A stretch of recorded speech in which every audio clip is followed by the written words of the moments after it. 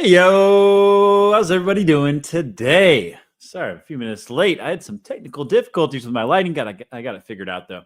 Hopefully, everyone's having a fantastic day. Guys, we're going to be covering a lot of DePIN projects today. Very excited about that. Also going to cover some news articles as well, leading into the crypto side of things.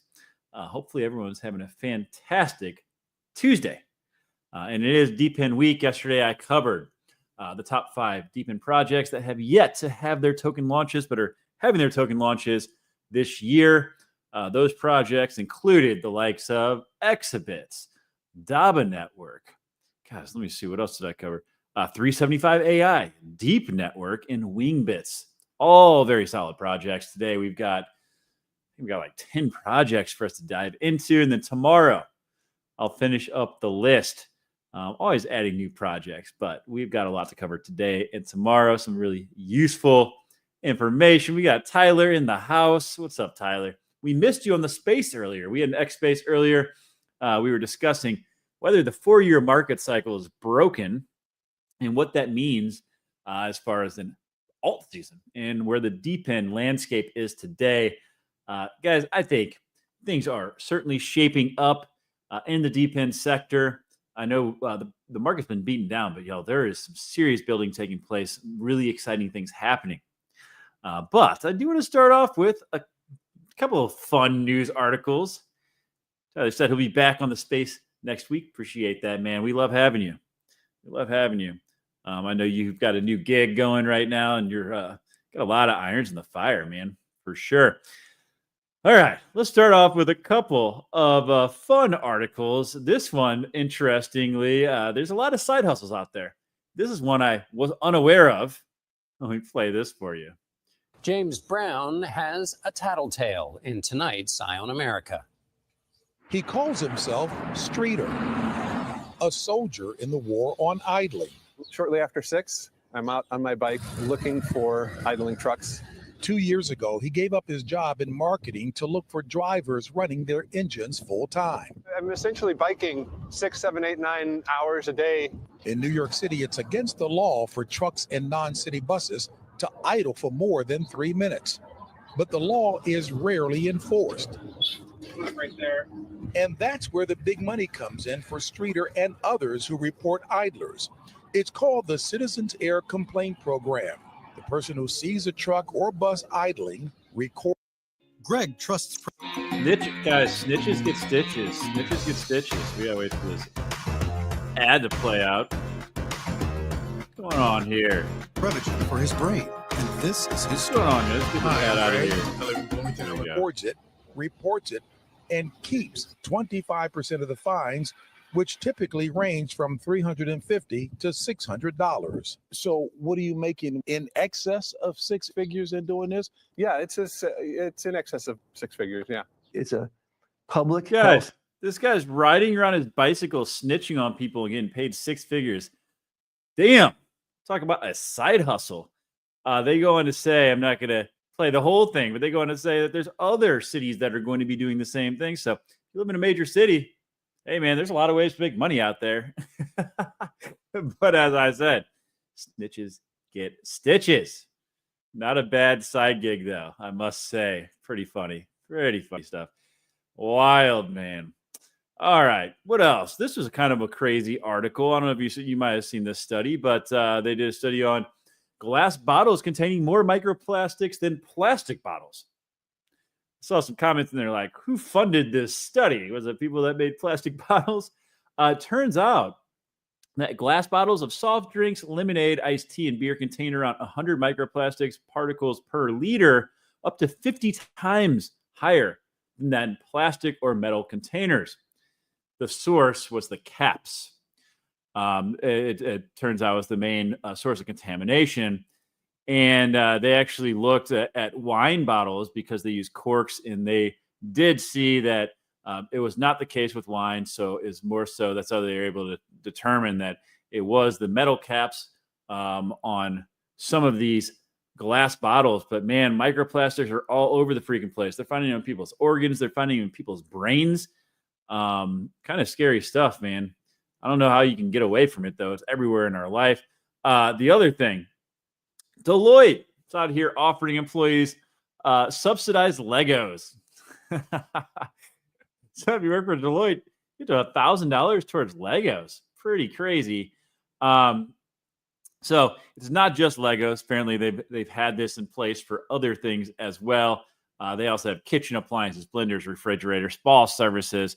Apparently, they had a survey done last year where their executives were like, "Yeah, 82% of people like believe that, or of our employees would agree that we're advancing human sustainability in general." Only 56% of their workers agreed. So there's obviously a big gap there. Their executives also, 90% of them felt that working for their company has a positive effect on worker well-being, skill development, etc. Only 60% of workers agreed. So they're like, well, you know what? We'll give you $1,000 for Legos and fix that problem.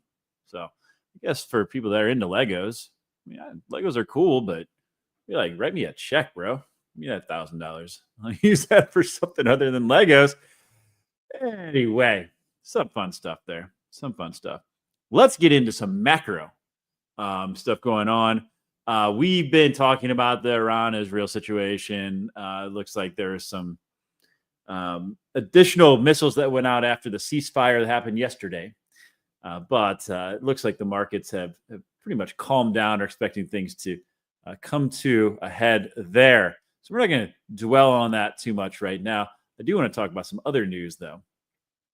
This is something we've been talking about quite a bit recently, is that nuclear is probably going to be having a comeback. It turns out New York is building their first nuclear power plant in over 15 years. How about that? They said it's the first one in 15 years designed to add gigawatts of nuclear power generation. So how many homes is that? Well, it's enough to power about 1 million homes. So that's pretty substantial. It went on to say, well, Donald Trump had an executive order that he's accelerating nuclear power development in the U.S. This is something we're seeing in China, something we're seeing in India, a lot of countries around the world. So nuclear plants produce about 19% of our country's electricity, down 4% from the peak in 2012.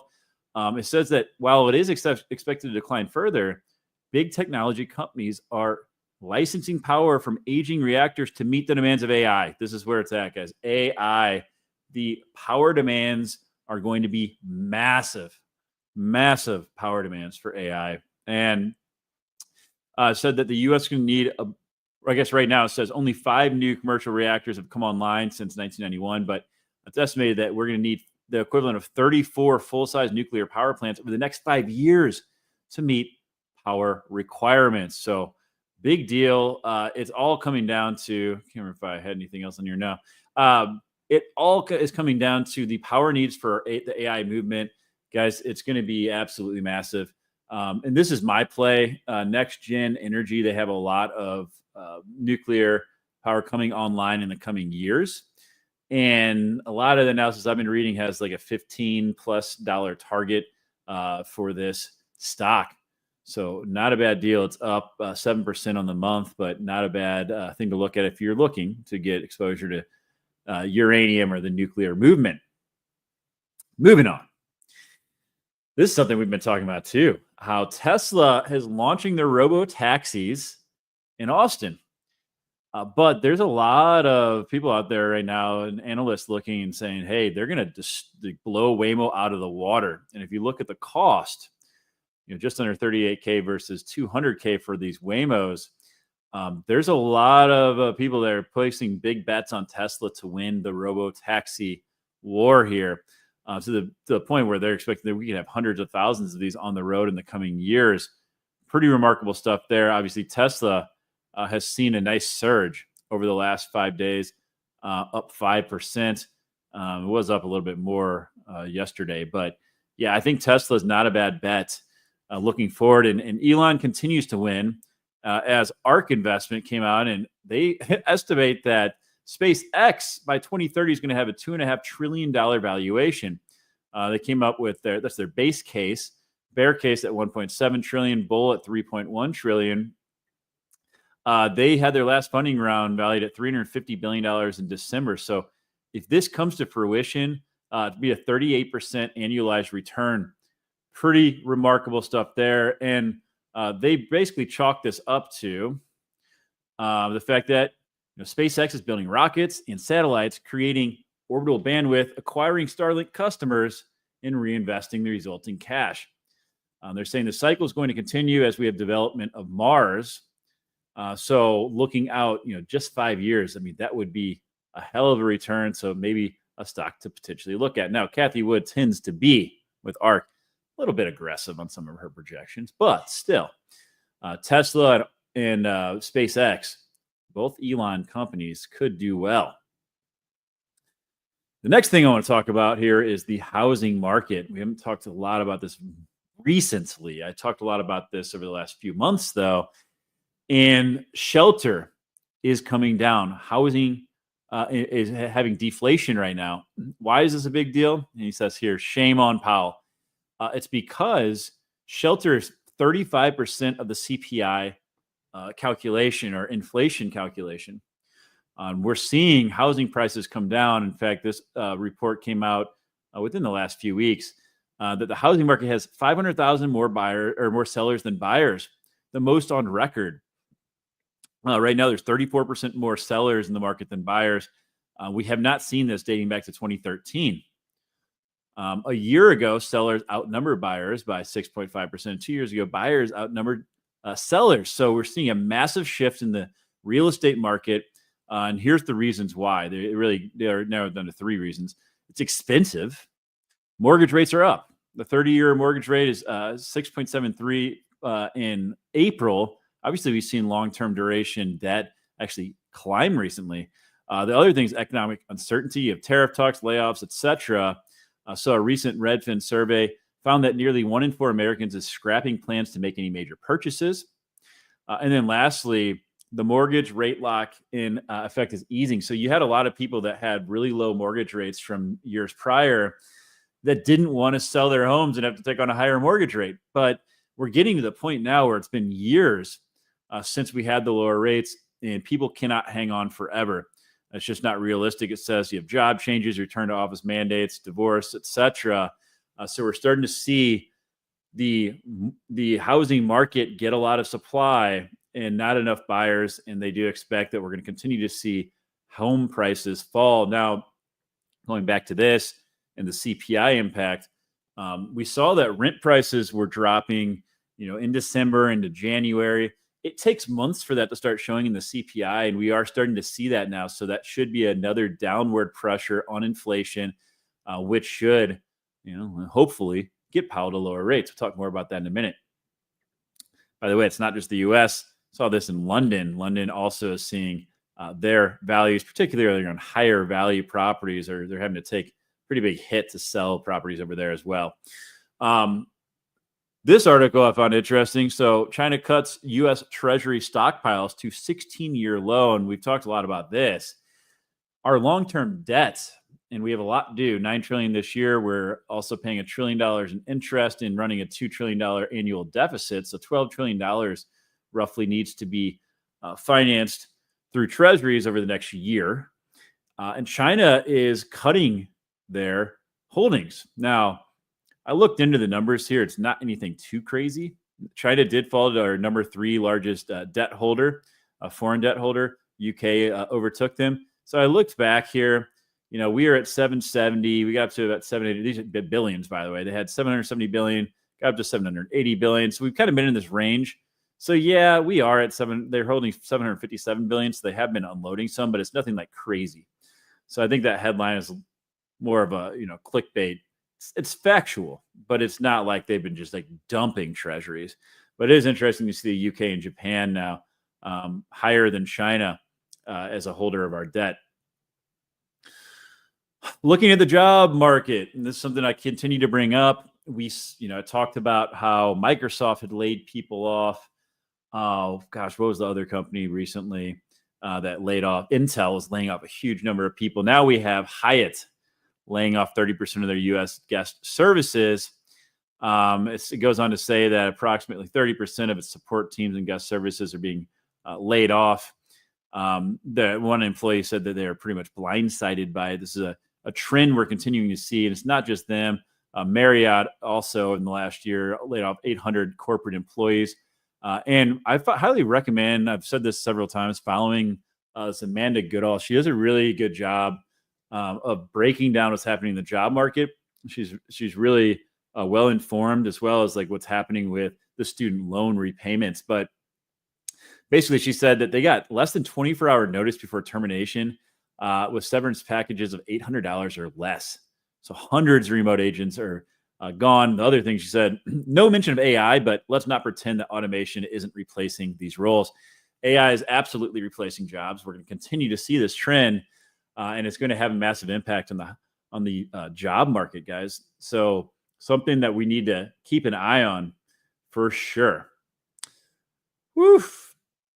Here's Donald Trump today. He has another unhinged tweet at Jerome Powell. Europe has had 10 cuts. You're terrible. You're too late. I don't do a very good Trump impression, but guys, he continues to come at Powell. And I have to say, I do actually think, that Powell should probably be cutting rates. And I know there's not everyone's in that camp. I've had some people, comment and reply to me that, hey, we shouldn't be cutting rates.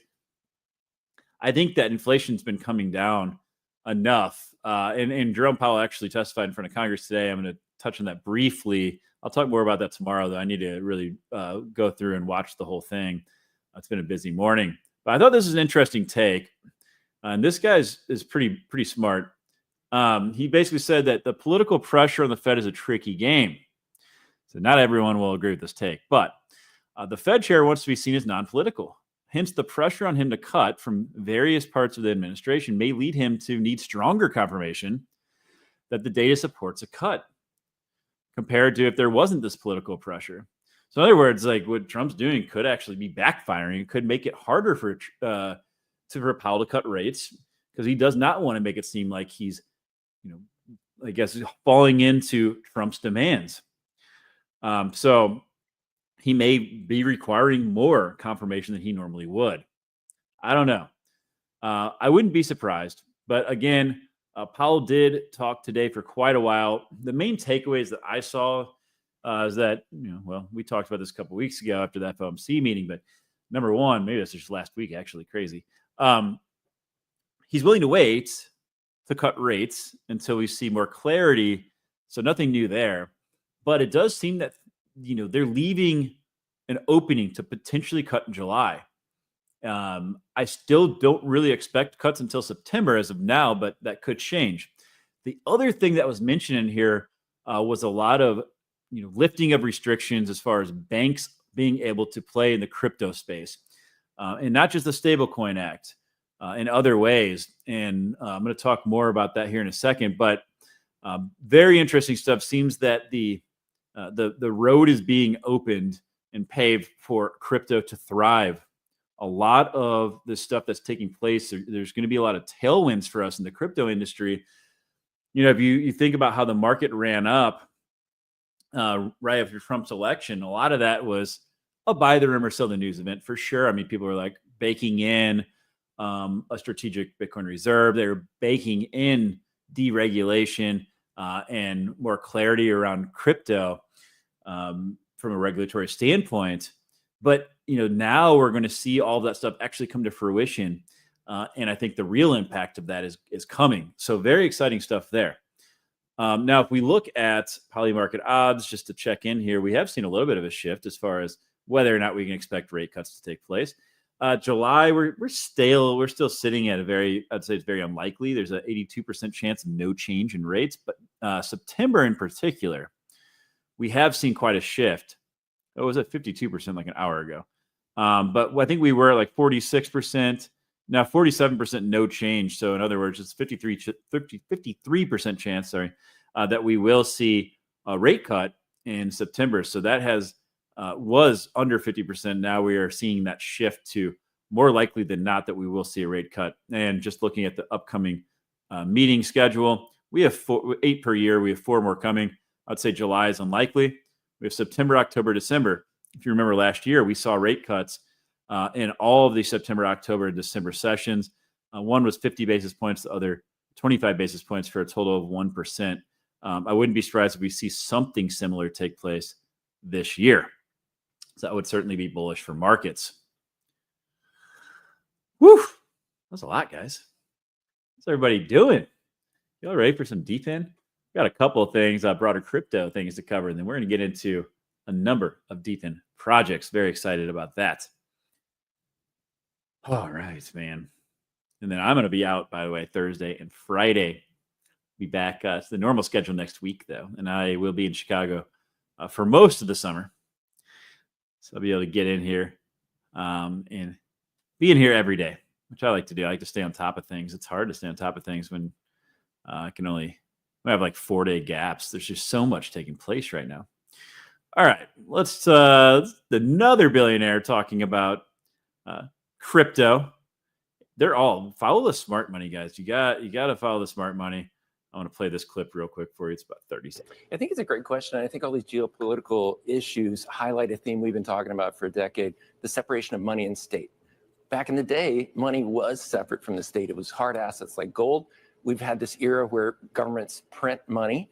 They're printing a lot of it now. And I think we are going back to people trying to store their wealth in hard assets. Gold's great. Gold's doing very well. But digital gold, Bitcoin, is also relevant for people's portfolios. And it can't be undermined by policies, tariffs, wars. You can't print more of it. It has all those attributes that gold has. I think it's a great question. I think 100%. People are starting to catch on to Bitcoin. In fact, let's look at the price right now. Ever since the Nixon shock in 1971, got rid of the gold standard. This experiment, well, it has been failing. You look at our national debt, not good. Not a good situation. Bitcoin sitting at 105,446. What the sentiment of people you'd think of is sitting at like 20,000. No one seems to be excited about the crypto markets these days. I don't know what's going on. I don't think most of the public even has any idea that Bitcoin's at 105,000. I bet if you went down the road and asked people on the street, hey, like what price is Bitcoin right now? You probably get a huge range of answers. I bet not many would say over 100,000. Pretty crazy. All the smart money's accumulating. We're about to have a historical event, by the way, y'all. Texas did sign their bill. It looks like they are going to be the first state to purchase Bitcoin. $10 million of Bitcoin looks like is going to be purchased by the state of Texas. It'll set it apart from other states like Arizona and New Hampshire. They have past reserves, but have not funded them yet. So, man, that would be a pretty massive news. Texas is a huge economy, by the way. But, man, we are seeing it. We are seeing it happen. It's not just Texas. Metaplanet, which is essentially Japan's version of MicroStrategy, they have now hit 10,000 Bitcoin in their holdings. They just bought an additional, I think it's like 1,112 Bitcoin. So they are now holding more Bitcoin than Coinbase. Pretty crazy stuff there. So let's see. This last firm holds 10,000. Coinbase holds 9,267. Wow. So lots of purchasing there. And it's not just them. You have Anthony Pompliano. I guess the ProCap. I got to look into what that. I guess that's his business, but $386 million of the Bitcoin. You got this Chinese company that said they're going to invest 20% of its cash reserves into Bitcoin. Guys, like every single day, we are seeing these types of purchases. And think about this for a second. 1,112 Bitcoin. That's actually insane. There's 450 Bitcoin mined per day in total. So let's just do some math here. 11, 12. Is that 2.5 days worth of new Bitcoin supply purchased by just this one entity? You add all these other purchases on there. It's like pretty wild, guys. Pretty wild. The supply shock is absolutely coming. In other news, before we get into DePIN, it looks like the U.S. Federal Housing Finance Agency is reviewing whether you can use Bitcoin to qualify for mortgages. Well, that would be something. It said that They are examining cryptocurrencies. We'll study the usage of cryptocurrency holdings as it relates to qualifying for mortgages. It says here that I guess prior to this, this SAB 121 would have made this impossible. That was rescinded back in January after Trump took office, and this is allowing this type of move to take place. So, guys, this is big news. Can you imagine? There's something else that's said in here. It says here, if the agency allows borrowers to list Bitcoin, stablecoins, or other tokens as eligible assets, it would integrate the asset class deeply into traditional finance. So this is a really big deal. We are seeing it happen in real time, guys. We are watching this shift happen. And it's wild because I would bet that 90+% of the population has no idea what is happening with this stuff. By the time they realize, they'll still be able to invest, but they won't be able to get the gains that we are going to be able to get because we're staying tuned in. We're staying tuned in to what's happening. I know I have friends that don't want to talk about it. I don't talk to them about crypto because they're like, they don't get it and they don't want to get it. And I'm like, all right, well, you're going to have to at some point get it. That's fine.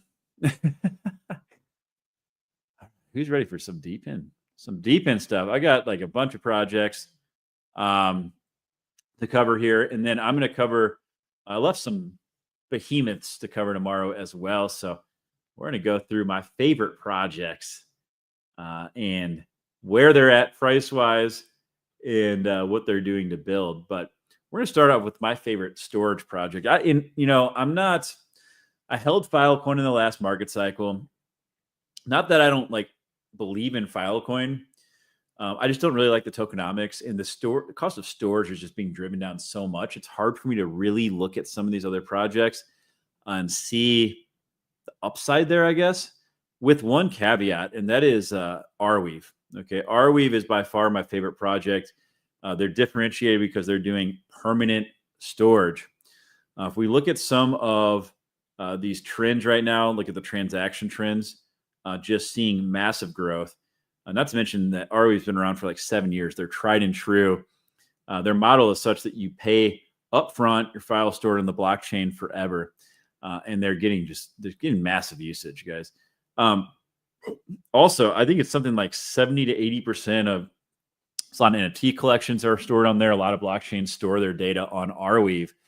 You also have AO, which is essentially a supercomputer built on top of Arweave. I have exposure to both myself. They also just had their Arweave Day in Berlin.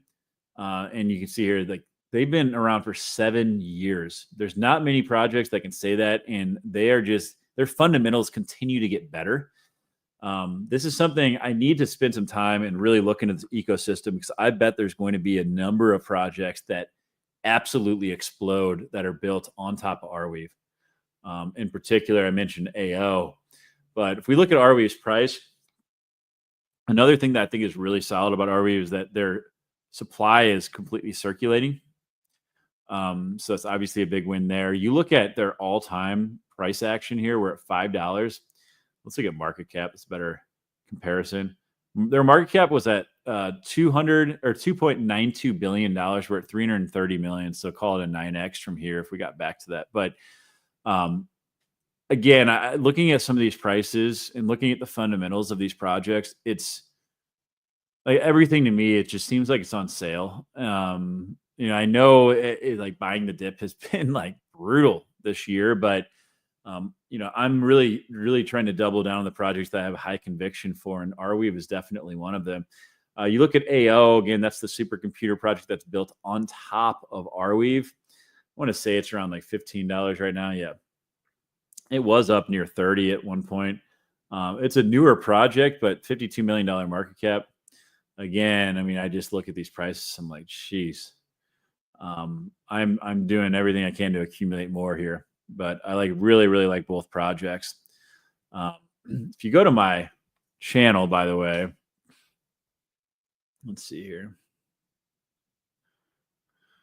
Go to playlists. I do have a tutorial on how to buy Arweave. and I do have a couple. I have a couple of videos on Arweave here. So playlists are the easiest way to navigate. I've organized it so I have all the different projects I've covered. I also have tutorials, deep dives. So I've done a lot of different deep dives on projects. So highly recommend if you want to navigate my channel easier to check that out. But Arweave and AO, y'all, very, very bullish on both projects. Let's talk about Dynex. I haven't talked about Dynex in a while. This is, I believe, a very legitimate project. They're getting usage. I know somebody that was working there. They do have a real product. They've caught a lot of FUD. I think that's really suppressed their price. But you look at the amount of jobs they've completed, almost 1.5 million compute jobs. They do what's called neuromorphic computing, which is essentially a form of quantum computing. And you can see their jobs. They have a subscription model. So a lot of these entities will pay for subscription to access this. It allows, I'll give you some use cases. So let's say you're designing an airplane. You can run models way faster. You're developing drugs in the pharmaceutical industry. You can run models a lot faster. So for those sorts of use cases, this network's really valuable. And I know they are working with some notable customers. Their market cap is wildly low. And that to me is like really the risk reward at where it's at right now. It's not one of my really large holdings, but it's something I have a position in because I think from the market cap it's at, it could really do a lot of multiples potentially. They just updated their roadmap. So they've accomplished a lot, but it's good to see that they're updating things.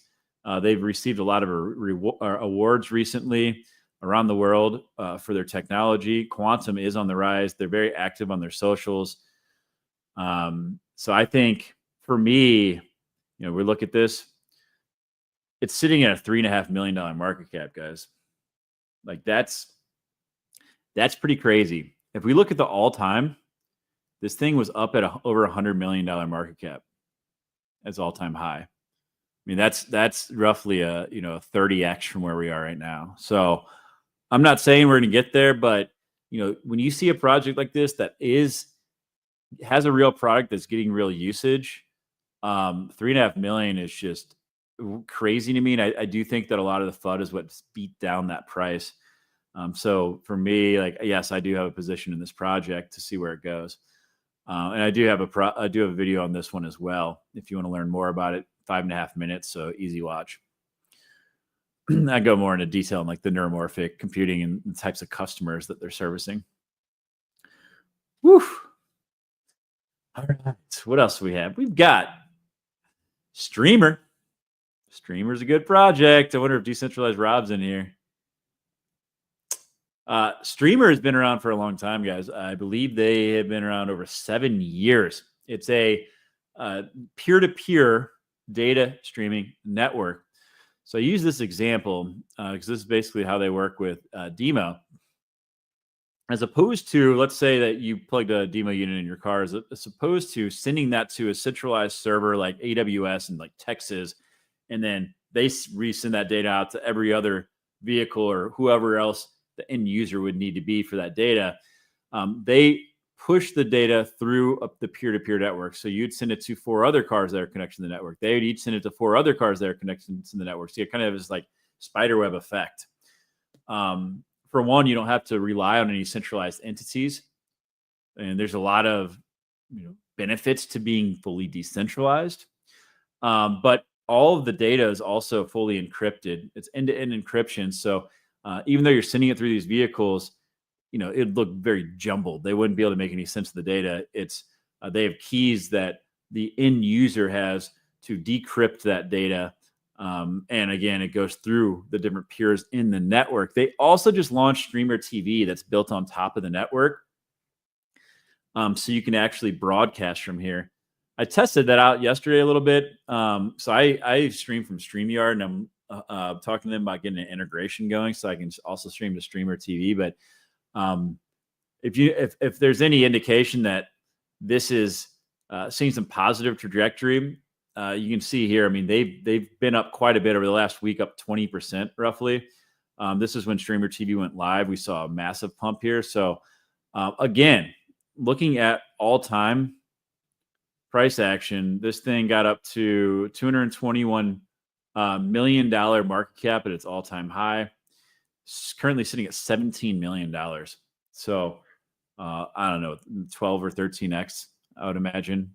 Just off the top of my head, some back in the napkin math there. So another project getting massive usage just launched a brand new tool. They waited a number of years for their mainnet launch till they had like a fully baked solution, and they do have a solution that really is enterprise grade. So Web2 companies can come in here and start using this. I'm a really big fan of Streamr. Their team is very solid as well. So this is another one of my holdings. And I think that from where we are, especially now, I do believe that there is plenty of upside in this project and with the amount of building that they're doing. Guys, we're going to get into some compute networks. This is the one area of crypto, and I've covered this before. And I covered yesterday Exabits. Exabits is doing some really big things on the compute side of things. But I do believe that when it comes to DePIN, you look at some of the market cap potential. The compute networks, these GPU networks that can power AI, I think you're going to do really, really well. Now, it's all relative, though. You have to look at where their market cap is right now compared to where it can go. So some of these projects that maybe they don't have as much upside on the market cap, if like a Dynex is sitting at $3.5 million, you don't need it to get to $1 billion market cap to have crazy upside. If you're starting at such a low market cap, there's a tremendous amount of upside. So some of these projects have a higher market cap to begin with, but I do believe that this is going to be one of the biggest winning sectors of DePIN looking forward with these GPU networks. And I'm going to cover 1, 2, 3, 4, 5 of them right now. Exabits is my favorite. I covered that yesterday. They haven't yet had their token launch, but I do have investment in most of these projects. All right. We're going to start with Render. Render is obviously, I think, the most well-known, also has the largest market cap. What is Render? Well, it's like all of these. It's an Airbnb for your GPU power. So if you have a GPU or a graphics card that's sitting idle, you can rent it out. And they kind of act as like this marketplace to, match up the people that have demand for GPU resources with the ones that have the GPU resources to rent out. So this could be a gamer. You're not using your computer all the time. So when it's would otherwise be sitting idle, you can monetize those compute resources. It could be a business that has a data center. Most businesses only use like 20% of their compute capacity of their data center. So for businesses, I think you're going to see this more and more. They're going to be able to monetize that extra compute that would otherwise, again, be sitting idle. And then on the other end, you have the consumers. It could be students. It could be startups. AI startups need GPU capacity. It's very expensive to go through centralized entities. So this is what all of these projects I'm about to cover, that's the use case they're serving. Render is a big, it's massive. It's the most well-known GPU aggregator in the crypto space. It's also, again, I think it's like a $1.3 billion market cap. I just want to pull up their team here. You have Jules Urbach at the helm. He's known as like the godfather of rendering. You have Ari Emanuel, who's the CEO of Endeavor that owns the WWE. You have JJ Abrams. He's obviously he's a bad robot, but he's also directed Star Wars movies. The guy is very well known. Brandon Ike is the CEO of Brave Browser. Mike Winkleman is as Beeple, the NFT artist. You even have somebody from the World Economic Forum on here.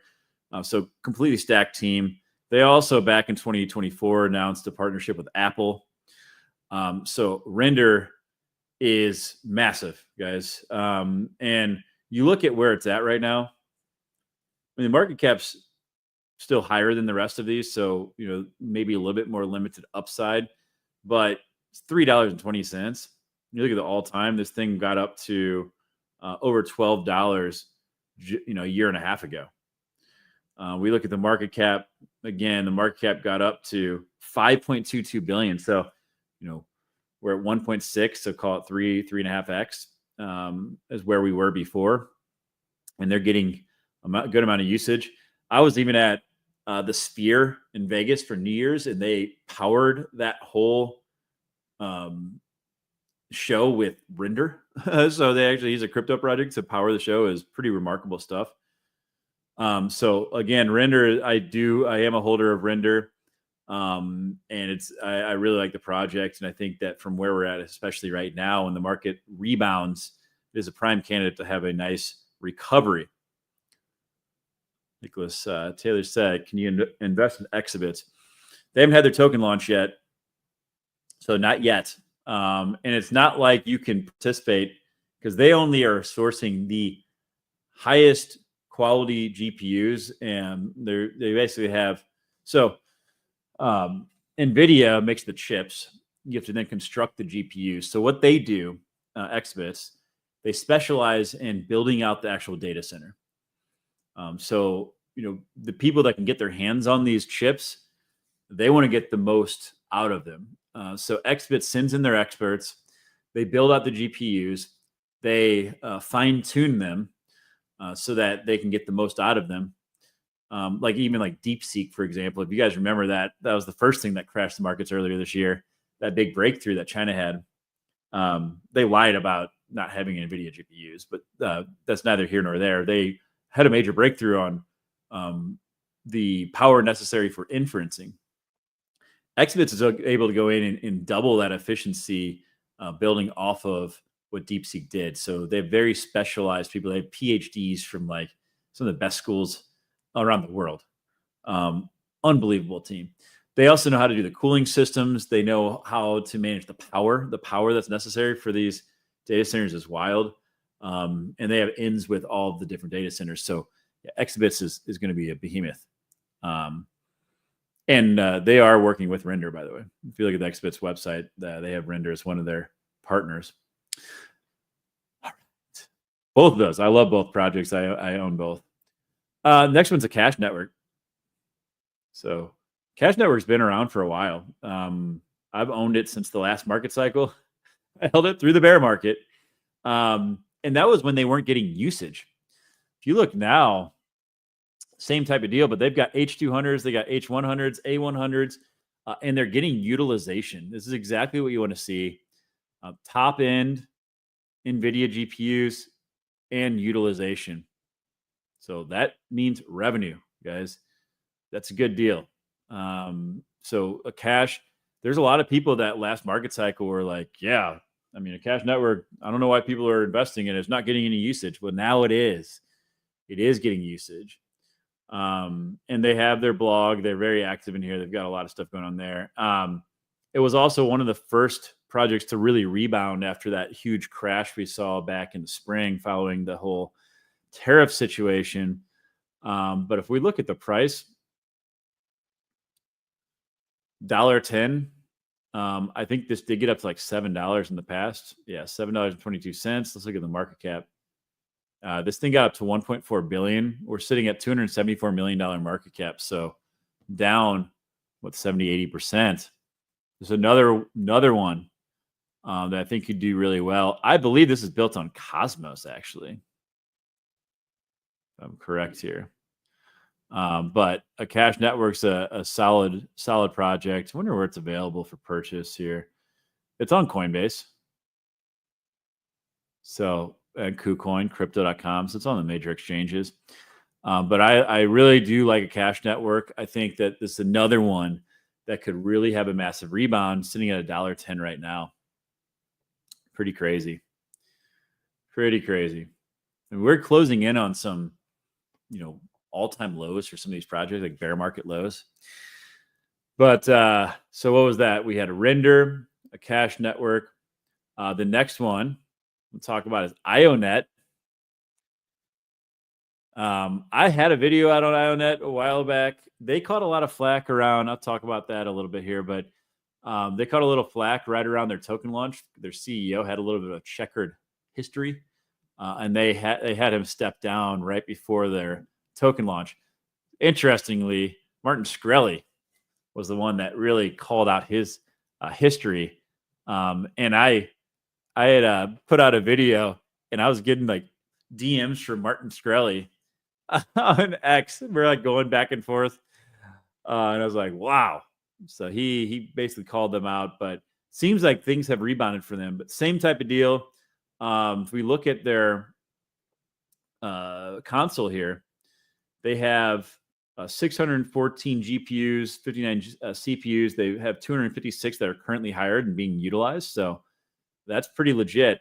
One of the things that they claim to be able to do is something called clustering, where they've got software. They, if you have GPUs that are in different locations, they can basically combine that to get you more GPU power by combining the different GPUs that are distributed around. So, and we'll say, again, I mentioned this, their CEO stepped down right before the token launch. So this is like a really bad look. And I think a lot of people soured on this project because of that. And they didn't really fully, actually, I mean, market conditions have sucked. So it's hard to say what that price would be if market conditions were better. But this guy, Ahmad Shadid, stepped down. Again, there's some shady stuff from his history, but now the team that's taken over seems to be doing a really good job. In fact, Binance just listed them. This is a week. Oh no, back in 2024. But this is their revenue metrics, and this is what I care about the most. But they right now, if you look at Q4, they had 3.1 million in Q4, an annualized revenue rate of $12.5 million per year. So that's pretty damn good. And you look at the growth, they're seeing a lot of growth across the board, actually. So that's what you want to see. This is the big difference. And before I'll look at the price, and I'll make note of what I was going to say there. 69 cents. So you saw this thing was up to $5.67 right after their token launch. Again, I think a lot of people freaked out because the CEO situation, but it did get back up. We are 500 million, currently sitting at 115 million. So roughly a 5x from where we are if we get back to those numbers. And let's be real, Ionet, they launched a year ago. They're seeing crazy revenue growth and revenue trends. And I think this is the big difference between last market cycle and this market cycle is we saw a lot of these types of projects, launch, but they weren't getting usage. They were just kind of building out the supply side and getting the GPUs on the network. Now we're actually seeing the revenue and we're seeing the usage of the networks. And this is something I've been talking about a lot recently is like the fundamentals right now in DePIN are stronger than they've ever been. The prices are just lagging behind. And I think that's an element of market conditions, the macro situation that we're in. And I look at it more as an opportunity. If you're willing to kind of wait this stuff out in DCA, I do believe that a lot of these are going to pay off in a major way once markets improve. Not to say we can't see things go lower before they get better, but I do feel very, very bullish about where DePIN's headed, and in particular, these compute projects. I think they're going to be one of the really shining parts of DePIN looking forward. The next one I want to talk about is Nosana. Another GPU network built on Solana. Another one. I mean, you look, they have 1162 GPUs available. 295 only 295 hosts are available. So the rest are being used right now. So that's really good utilization. And they're more targeting, I think, like students and gamers to add their GPUs. You notice they don't have like the H100s, the A100s. They do have some A100s here. I'd take the NH100s. I'd take that back. Not as many as some of the other ones. So they do have some higher end ones. I think they're more targeting like the inferencing more than AI training. But guys, like now that all these models are trained the inferencing is going to be absolutely massive. And I think these networks are going to be really useful for that because you can get lower cost compute. You don't really necessarily need, a data center with 1,000 GPUs to inference most models. Now, some, sure, you have some really complex, large models, but I think for a lot of these AI startups, these networks can be really, really useful for them. If we look at the amount of completed deployments, over 1.7 million, 859 running right now, over 1.7 million deployment hours. So pretty crazy stuff, pretty consistent usage. And that's exactly what we want to see. The thing that you don't want to see is networks being built out that have no usage. And that's what we saw before. But now these are going from like a concept with potential again to actually seeing real usage. And they have a number of articles out there about this project too. But again, promise scalable and affordable AI. And that's the big thing. Affordability for some of these AI startups in particular. This one's sitting at 59 cents. This is my biggest win. I called this out. I put a video out at like 2 cents. It got up to, I think it was actually over $7 at one point. So this one has done quite well. And just in the last like week or so, it got down and then it jumped back up again. This one continues. If you see this thing pop down into here, man, it always comes back pretty ferociously. So Nosana is a great project.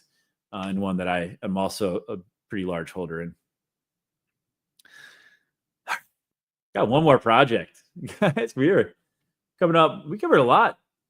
And we're right at an hour. So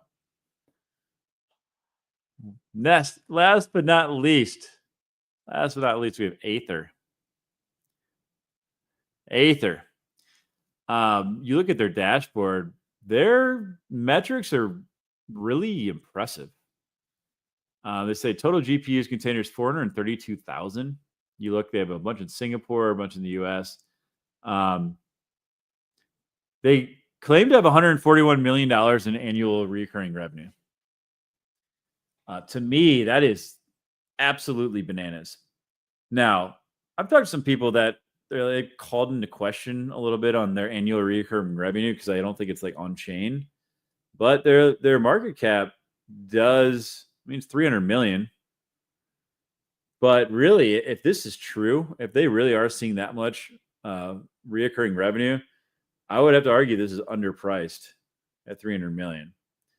So either this figure is not accurate or the market is not adequately pricing in their revenue on this project. I don't know. I actually don't own any Aethir myself. But I bring it up because I know a lot of people are huge fans of this project, and they do seem to be getting really good usage. This is the only one that I don't have ownership in. I would consider grabbing a bag, especially if we continue to see the price, drop as all of these projects are innocent bystanders really to the market conditions right now. But I think Aethir at 3 cents, we could certainly see a nice rebound there too. Let's see what we were at all-time highs. We got up to 9 cents, so 3x from where we are today. Their token hasn't been out that long.